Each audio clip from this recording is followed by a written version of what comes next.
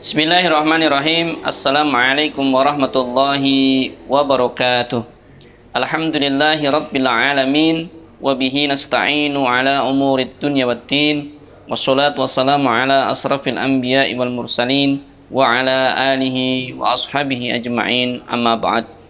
Anak-anakku kelas 12 yang dirahmati oleh Allah Subhanahu wa ta'ala, mudah-mudahan hari ini kita diberikan kesehatan oleh Allah Subhanahu wa ta'ala.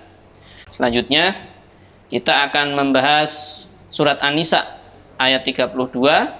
Anak-anakku yang di rumah bisa mempersiapkan diri, bisa membuka mushafnya, dibuka surat An-Nisa ayat 32, akan kita baca secara bersama-sama, kemudian kita bahas tajwidnya agar bacaan kita sesuai dengan kaidah tajwid yang benar. Mari kita mulai. A'udzu billahi minasy syaithanir rajim. Bismillahirrahmanirrahim. Wala tatamannaw ma faddalallahu bihi ba'dakum ala ba'd. Lirrijali nasibum mimma iktasabu walinnisa'i nasibum mimma iktasabat. Was'alullaha min fadlih. Innallaha kana bikulli syai'in alima. An-Nisa ayat 32 bisa dibaca berulang-ulang sehingga bacaan kita nanti akan jauh lebih baik. Selanjutnya kita akan membahas tajwid di surat An-Nisa ayat 32 ini. Yang pertama ada kata faddalallah. Di situ ada kata Allah, dalam istilah tajwid disebut dengan lafdzul jalalah. Lafdzul jalalah di sini dibaca tafkhim atau dibaca tebal atau dibaca o. Kapan lafal Allah dibaca tebal? Yaitu ketika lafal Allah didahului oleh harokat fathah atau harokat dhammah. Kebetulan di kata itu didahului oleh harokat fathah, maka harus dibaca tebal. Faddalallah, Allah tidak boleh lah, tapi Allah karena didahului harokat fathah. Selanjutnya ada kata ba'dakum ala. Dalam istilah tajwid disebut dengan idhar syafawi. Apa itu idhar syafawi? Idhar syafawi adalah apabila ada mim sukun bertemu dengan semua huruf hijaiyah selain mim dan ba. Kebetulan di situ ada mim sukun bertemu dengan ain, maka cara membacanya suara mim sukunnya dibaca jelas. Selanjutnya ada kata walin nisa'i.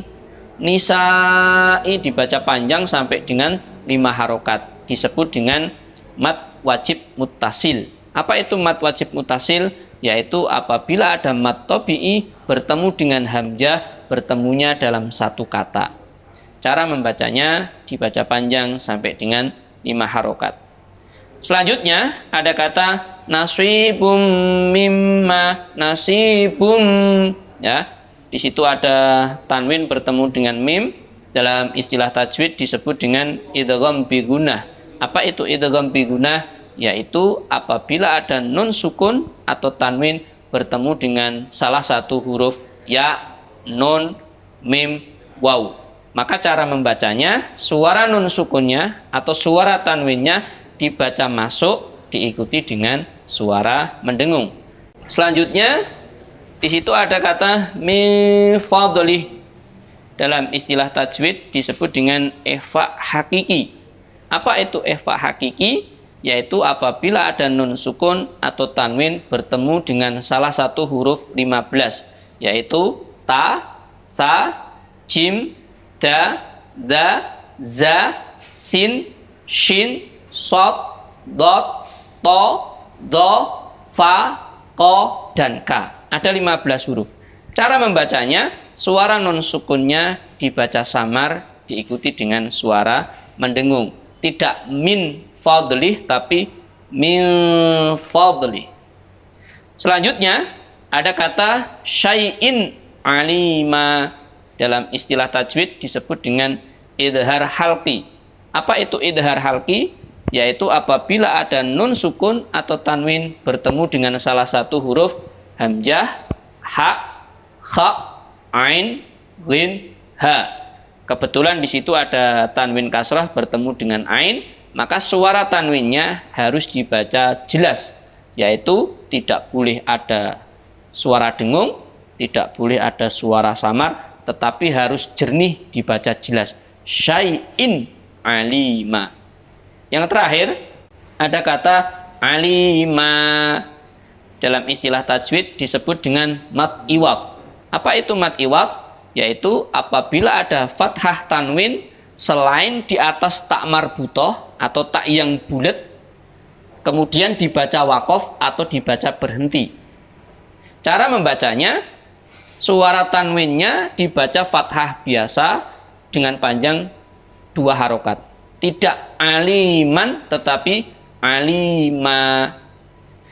Anak-anakku yang dirahmati oleh Allah Subhanahu wa taala, demikianlah pembahasan tajwid pada surat An-Nisa ayat 32. Mudah-mudahan bisa menambah pengetahuan kita, mudah-mudahan bacaan kita semakin berkualitas sehingga kita akan mendapatkan pahala yang besar dari Allah Subhanahu wa taala.